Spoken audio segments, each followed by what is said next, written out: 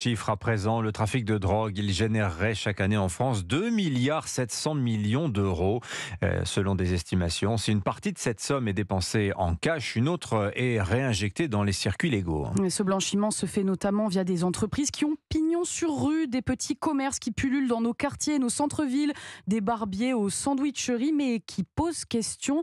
Reportage de Stéphane Burgat dans le 13e arrondissement de Marseille, quartier Saint-Just. De belles vitrines tapent à l'œil avec des visuels et des néons, mais peu ou pas de clients. Depuis la place de l'église, ce manège n'échappe pas aux anciens du quartier comme Monique. Vous avez plus de snacks que de clients. Quand vous faites les abords et que vous voyez que vous avez des paquets de viande emballés, non consommés et non périmés, vous pouvez vous poser des questions. Alimentation de nuit, snacks, barbershop, les petites échoppes pullulent sur cette avenue, mais de manière totalement incohérente selon Michel Cordier, ancien commerçant ici et surtout président du comité de quartier. J'ai fait le pointage, par exemple, il y a beaucoup de coiffeurs. Dans cet petit espace, il y a 11 coiffeurs. Beaucoup de marchands de sandwich, c'est pas cohérent. Et pour être totalement efficace contre le trafic de drogue, il faudrait pouvoir couper toutes les têtes de l'hydre, selon Rudy Mena, porte-parole du syndicat de police Alliance. Franchement, on n'a pas le temps de travailler véritablement dessus. Aujourd'hui, on les frappe fort au niveau des trafics de stupes. Ceux qui ont sur, on le saisit. Mais tout cet argent qui arrive dans ces cités tous les jours, on parle parfois de 60 000 euros. Cet argent, il est bien quelque part. Et les magistrats se sont intéressés dernièrement à de plus gros poissons avec le démantèlement de 2 réseaux de blanchiment